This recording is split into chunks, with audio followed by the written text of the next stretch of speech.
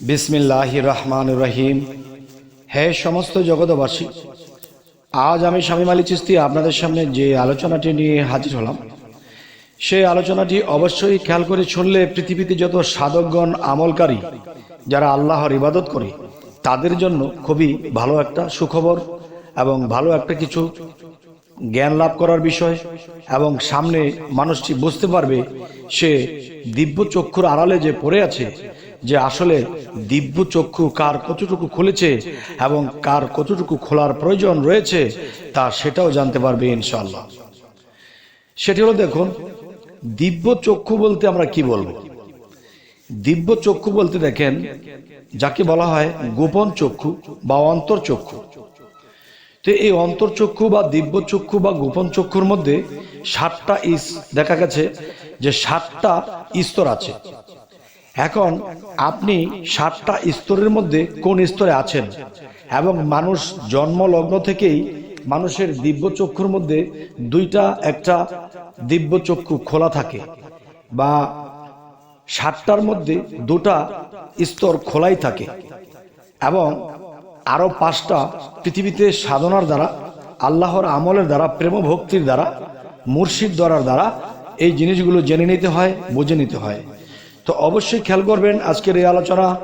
তো ইনশাল্লাহ আমরা যেন পৃথিবী থেকে 7টা স্তর খুলে আমরা মৃত্যুবরণ করতে পারি, আর আল্লাহ আমাদেরকে যেন আমাদের উপর যেন সহায় হন, আর আমাদের কর্ম আর এই কর্মের উপরেই নির্ভর করবে, এবং আল্লাহর প্রেম ভক্তির উপরে আমাদের এটা নির্ভর করবে। কর্মের পাশাপাশি যখন প্রেম ভক্তি ঠিক রাখবো, তখন আল্লাহর দয়ার দৃষ্টি যখন হবে, তখন আমাদের কাছে জিনিসগুলো সহজ হয়ে যাবে। তাই অবশ্যই আপনারা খেয়াল করে শুনবেন। সেই বিষয়গুলো হলো, দেখুন, একজন মানুষ দেখা যায় 10 বছর আগে একটা মানুষকে দেখেছে, তখন সে যদি চোখটা বোঝে, চোখ বোঝার পরে সে যদি কল্পনা করে, তাহলে তার চেহারাটা ভেসে ওঠে। তাহলে বোঝা গেল চোখ বোঝার পরে যখন সেই চেহারাটা ভেসে গেল সামনে, তখনই বুঝতে হবে যে সেই 10 বছর আগের লোকটার চেহারা, সে কিন্তু মাটিতে তাকে যখন কবর দেওয়া হয়েছিল, সেই মাটির দেহ কিন্তু পচে গলে একেবারে মাটি হয়ে গেছে। কিন্তু এই কল্পনার মাধ্যমে চোখ বোঝার পরে তার চেহারাটা যখন ভেসে উঠেছে, তখন বুঝতে হবে যে চোখ বোঝার পরে সেটা ক্লিয়ার হয়ে আপনার সামনে এসেছে, আপনি তাকে দেখেছেন। তাহলে বোঝা গেল কি, এটাও কিন্তু একটা স্তর। এটা কিন্তু সর্বলোকের বেলায় এটুকু দেওয়া আছে। এই কল্পনা শক্তিটা তার মধ্যে দেওয়া হয়েছে, যখন সে মনের মধ্যে ভাবনা এনেছে তখন সেই জিনিসটা ভেসে গেছে। আচ্ছা, আরো একটা স্তর হলো, দেখুন, আর একটা স্তর হলো, মানুষ যখন ঘুমের ঘরে যায় বা ধ্যানের ঘরে যায়, তখন সে স্বপ্নে অনেক কিছু দেখতে পায়। স্বপ্নে দেখেছে যে একটা মানুষ আজকে 15-20 বছর আগে ইন্তেকাল করেছে। সেই মানুষটির কবরে গেলে সমস্ত কিছু মাটির সাথে মিশে একাকার হয়ে গেছে, তার কোনো অস্তিত্বই নেই। তাহলে সেই মানুষটিকে 15 থেকে 20 বছর পরে স্বপ্নে দেখা হলো, সেই লোকটি এসে আপনাকে কিছু একটা বলতেছে, বা আপনাকে কিছু দিচ্ছে, বা আপনাকে একটা আলোচনা করে গেছে। তাহলে এটা কোত্থেকে আসলো? তাহলে বোঝা গেল যে এতটুকু দিব্য দৃষ্টি মানুষকে সাধারণভাবে ভালো খারাপ সকল স্তরের মানুষকেই দেওয়া আছে। যদি দেওয়া না থাকতো, তাহলে এই স্বপ্নের মাধ্যমে সেই 20 বছর আগের মৃত লোকটাকেও সে দেখতে পারতো না। গেল 2টা স্তর, 7টা স্তরের মধ্যে 2টা স্তর চলে গেল। এবার আসবো কি, যে যারা মুর্শিদ ধরেছে, মুর্শিদ ধরার পরে কত মানুষকে স্বপ্ন দেখে, কিন্তু নিজের মুর্শিদকে স্বপ্ন দেখছে না। বা সেই মানুষটি অনেক সাধনা করে, অনেক প্রেমভক্তিতে থাকে, অনেক ভালোবাসে, কিন্তু তার মুর্শিদকে স্বপ্নে দেখছে না। তবে দেখা যায় এই মানুষটি দুনিয়াতে চলতে গেলে কত মানুষের সাথে পরিচয়, কত মানুষকে দেখেছে, কত মানুষকে স্বপ্ন দেখে, কিন্তু নিজের মুর্শিদকে দেখে না। যাকে 24 ঘন্টা ভাবে, চিন্তা করে, ভালোবাসে, তাকে দেখতে পাচ্ছে না। তাহলে সেই মানুষটিও দেখা যায় যে বিভিন্ন চিন্তায় পড়ে যায়, কিরে যাকে নিয়ে ভাবি সে তো আসে না, কত রূপ, কত মানুষের স্রোত আসে, কিন্তু মুর্শিদের স্রোত তো আসছে না। আমি তো মুর্শিদকে স্বপ্নে দেখতে পাচ্ছি না। আচ্ছা, তো এর মূল বিষয়টি কি দেখেন, একজন মানুষ যখন মুর্শিদের হাতে হাত দেয় তখন কি বলা হয়েছিল যে মুর্শিদের হাতই রাসূলের হাত, আর রাসূলের হাতই আল্লাহর হাত। যদি রাসূলের হাত আল্লাহর হাত হয়ে থাকে তাহলে মুর্শিদের স্রোত কার? যাক, এটা আপনারা বুঝে নেবেন। তাহলে মুর্শিদের স্রোতটা অনেক দামি। তখন সেই মানুষটি যখন অনেক আক্ষেপ করে মনের মধ্যে যে হে মুর্শিদ, তোমাকে যদি একবার স্বপ্নে দেখতাম, অনেক সে আকুতি মিনতি করার পরে যখন সেই মুর্শিদ রূপে খোদার যখন দয়ার দৃষ্টি হয় তখন সেই ভক্তের কাছে আসে স্বপ্নযোগে। স্বপ্নযোগে এসে তখন সেই ভক্তের সামনে আসার পরও ভক্ত তাকে দেখতে পাচ্ছে না, কারণ এটা 3টা স্তরে চলে গেছে। তখন মুর্শিদ তাকে কি করে, মুর্শিদ রূপে যে খোদা, তখন সেই ভক্তকে অল্প সময়ের জন্য,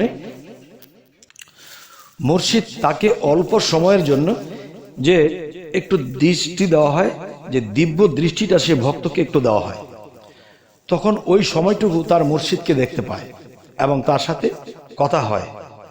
এর আগ পর্যন্ত কিন্তু তাকে দেখতে পারে না। এই গেল 3টা স্তর দিব্য চক্ষুর। আরো রয়ে গেছে 4টা স্তর, সেই বিষয়ে আলাপ করবো ইনশাআল্লাহ। এবার আসবো 4টা স্তরে কি বোঝায়। যখন একজন ভক্ত, একজন সাধক আল্লাহর পথে অগ্রসর হতে হতে, সাধনা করতে করতে, প্রেমে ফানাফিল্লা হতে হতে, তখন একটা ঘটনা ঘটে যে নিজের আত্মদর্শন ঘটে। নিজের আত্মদর্শন বলতে যে কি সুরত বানাইলে খোদা রূপ মিশায় আপনার, এই সুরত দুজকে যাবে যে বলে সে গুনাহগার। আদম দেহেতে খোদা দম থাকিতে, নাহি জুদা কেবা আদম কেবা খোদা, কে করিব কার বিচার, এবার 1,00,000 কোটি আকার ধরে সাজিলে তুই নিরাকার। এখানে আত্মদর্শনে গেলে আপনার বডির ভিতরে, আপনার বডির রূপেই সে আত্মা বাস করে। সে আপনার সামনে আসবে। যখন আপনার সামনে সে আসবে তখন আপনি দেখতে পাবেন না, আর আপনি তাকে দেখার জন্য আপনি খুব আকুতি মিনতি আগেই জানিয়ে রেখেছেন যে হে মাওলা, আত্মরূপে তোমার দর্শন চাই, তোমাকে দেখতে চাই। যখন তার দয়া হয় তখন সে কাছে আসে, আসার পরে কিন্তু দেখতে পারে না, কারণ চর্ম চোখে তা দেখতে পারে না। তখন সে যখন ধ্যানের ঘরে চলে যায় কিংবা ঘুমের ঘরে চলে যায়, তখন তাকে ওই অল্প সময়ের জন্য তাকে সেই দিব্য দৃষ্টিটা দেখা হয়, যেন তার দিব্য দৃষ্টির যতটুকু খুলবে ওটুকু দিয়ে সে তার নিজের আত্মদর্শন ঘটাবে। সুবহানাল্লাহ। এ হলো 4টে স্তর। আরো রয়েছে কয়টি? 3টি স্তর। 4টি স্তরের পরে আসে 5টি স্তর। সেই 5টি স্তরের মধ্যে যদি আমরা চলে যাই তখন সেখানে কি ঘটে দেখবেন, আপনি জগতে চলাকালীন আপনাকে কেউ মন্তব্য করেছে, আপনাকে কেউ খারাপ বলেছে, তা আপনি জানা সত্ত্বেও আপনি তাকে কিছু বলেন না। আপনার মধ্যে প্রচুর পরিমাণে ধৈর্য এসে গেছে এবং ঘুমলে আপনি নিত্য নতুন কিছু দেখতে পান, বুঝতে পান, এবং আল্লাহর প্রতি আপনি ফানাফিল্লা হয়ে আছেন। তখন কি হয় যে আপনি কিছু কিছু বিষয়ে আগাম বুঝতে পারেন, আগাম জানতে পারেন, আর যা কিছু বুঝতে পেরেছেন, যা কিছু জানতে পেরেছেন, দেখা যায় এটা বাস্তবের সাথে মিলে যাচ্ছে। কিন্তু সেখানে আপনি যোগ মিলাইতেছেন যে আমি কি কি দেখলাম, কি কি শুনলাম, কি কি জানলাম, কিছু তো বুঝতে পারলাম না, কিন্তু আপনি এটা বাস্তবে তার পরিচয় দেখতে পাবেন, বুঝতে পাবেন, অ্যাকুরেট মিলে গেছে। আর এরকম মিলতে মিলতে, বুঝতে বুঝতে, জানতে জানতে এমন একটা পর্যায়ে আপনি চলে যাবেন, তখন আপনি মানুষকে কিছু বললে তা ঘটবে। আর মানুষকে কিছু বললে যখন ঘটবে তখনই আপনি বুঝবেন যে আপনি ষষ্ঠম চলে যাচ্ছেন। যেমন পঞ্চমের মধ্যে এটা ঘটবে, এরপরে আপনি ষষ্ঠমে 6 নাম্বার স্তরে চলে যাবেন।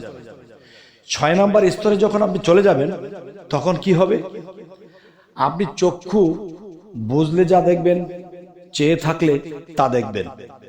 জিন, অসুর, হারিস নারিস, তারা মানুষ কিভাবে চলছে, তারা এই বায়ুর সাথে ভাসমান হয়ে কিভাবে চলছে, কিভাবে কি করছে, বাতাসের মধ্যে কয়টা প্রাণী আছে তা আপনি দেখতে পারবেন।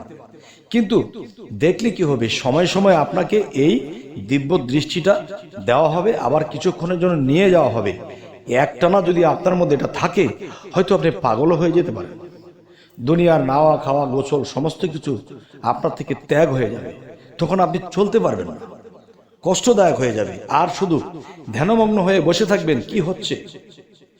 আপনি পৃথিবীর কোনো মানুষকে দেখলে সেই মানুষের মধ্যে পশু দেখতে পাবেন, আবার কোনো পশুর মধ্যে আপনি মানুষকে দেখতে পাবেন। যে একটা কুকুর, সে যখন কোনো দোকানে গিয়েছে, সে পিপাসা, সে ক্ষুধার্ত, সে কাতর, তখন সেই দোকানদার বেটা লাঠি দিয়ে আঘাত করে দিল, গরম পানি ছিটিয়ে দিল, তাকে খাদ্য দিল না। সে যখন খেউ মেউ করে চলে যাচ্ছে, তখন সেই ব্যক্তির দৃষ্টিতে দেখতে পাচ্ছে সেই মানুষের স্রোতে জন্ম নিলেও তার ভিতরে একটা পশু আত্মা, এবং যেই পশুটাকে বা যেই কুকুরটাকে মেরে দিল তার ভিতরে একটা মানুষের আত্মা।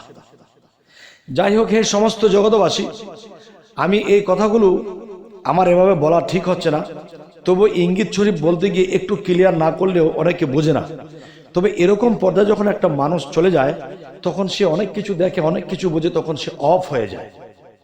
দেখবেন পৃথিবীতে অনেক মানুষ তথ্য কথা নিয়ে অনেক লাফালাফি ফালাফালি করে, আমি এটা জানি, ওটা জানি, এটা জানি, কিন্তু আসলে কিন্তু তার কলসির নিচে একটু পানি আছে, সেই পানিটা নড়াচড়া করে।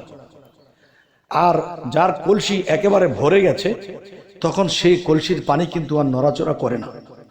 ঠিক পৃথিবীতে দেখবেন অনেক তরিকতের লোক আছে, এটা বলতেছে, সেটা বলতেছে, এটা জানি, সেটা জানি, আসলে কিন্তু সে যদি জানতো তাহলে সে এরকম করতো না। আর যার জানা হয়ে গেছে, সে অফ হয়ে গেছে, কলসি ভরে গেছে, তার আর শব্দ হয় না। এবার আসবো কোথায়? এবার আসবো সপ্তম যেই দিব্য চক্ষু, গোপন চক্ষু বা অন্তর্চক্ষু, সেই জায়গাটিতে এখন কথা বলবো। কিন্তু এখানে আমি ক্লিয়ার বলবো না, যা বললে মানুষ শুনে তার মাথাও কেমন জানি হয়ে যেতে পারে। তাই বলবো যে 6 নম্বর স্তরে যখন মানুষ পৌঁছে যায়, তখনই মানুষটির এই ঘটনা ঘটতে থাকে, পাগল পাগল হয়ে যায়, নিজের খাওয়া দাওয়া গোসল কোনো কিছু মনে থাকে না, তার সংসার আছে, তার যে সমাজে চলতে হবে তার এরকম হুঁশ জ্ঞান থাকে না, সে যেন বেহাল অবস্থা হয়ে যায়। যদি সপ্তমে চলে যায়, তখন সেই মানুষটার কি হতে পারে এটারা আপনারা আন্দাজ করে নেবেন। যখন মানুষ পঞ্চম এবং ষষ্ঠম স্তরে চলে যায়, তখন তার এলমে লাদুনি, তার ভিতরের দিব্য কান আছে, দিব্য চক্ষু আছে, দিব্য জ্ঞান আছে, এগুলো খুলে যায়। তখনই সেই মানুষটা থেকে মাঝে মাঝে আল্লাহ সেই জিনিসটি সরিয়ে রাখে, তখন আর দিব্য জ্ঞান থাকে না। তখন সে কি করে? তখন সে শান্ত থাকে বা দুনিয়াবি একটু জর্জরিত হতে যায়। যখন আবার সেই দিব্য দৃষ্টি আসে, তখন সে আবার থেমে যায়। কি হচ্ছে পৃথিবীতে, কি দেখছি এসব? মানুষ তো পশু, আবার পশুই তো মানুষ, আসলে এটা কি বিষয়? তবে হে সমস্ত জগতবাসী, আমি সপ্তম স্তরে আলাপটি করতে চাচ্ছি, কিন্তু মনে হচ্ছে যে সপ্তম স্তরে আলাপটি করা ঠিক হচ্ছে না। যদি আপনারা শুরু থেকে যে 6 নম্বর স্তর পর্যন্ত যে আলোচনাটি করেছি, এতটুকু যদি আপনাদের কিছু বোঝা হয়, তাহলে ইনশাল্লাহ যে সপ্তমে কি হতে পারে তাও কিন্তু আন্দাজ করে নেবেন। তবে সপ্তমে আমার এই মুহূর্তে বলা ঠিক হচ্ছে না, তবে আপনারা কমেন্টে বলবেন যে হ্যাঁ সপ্তম স্তরে কি হতে পারে, সেখানে কি। যদি আপনারা আমাকে বলেন, তাহলে আমি চিন্তা ভাবনা করব। যদি আমার মাওলা, আমার খোদা, আমার আল্লাহ আমাকে বলতে সাহায্য করে, তাহলে আমি সেখানে বলবো। আর যদি আমাকে সাহায্য না করে, তাহলে আমি বলতে পারবো না। তবে ষষ্ঠম পর্যন্ত রইলাম, সপ্তম পর্যন্ত আপনারা জ্ঞানের দ্বারা বুঝে নেবেন যে কি হতে পারে। এর চেয়ে আরো অনেক ঊর্ধ্বের বিষয়, যা জীবনে বোঝার শেষ প্রান্ত। তবে হে সমস্ত জগতবাসী, জানি না আমাদের এই আলোচনা যদি আপনাদের ভালো লাগে তো অবশ্যই সাবস্ক্রাইব করে নেবেন, ফেসবুক হলে অবশ্যই ফলো করে নেবেন। সকলে ভালো থাকবেন, আল্লাহ হাফিজ।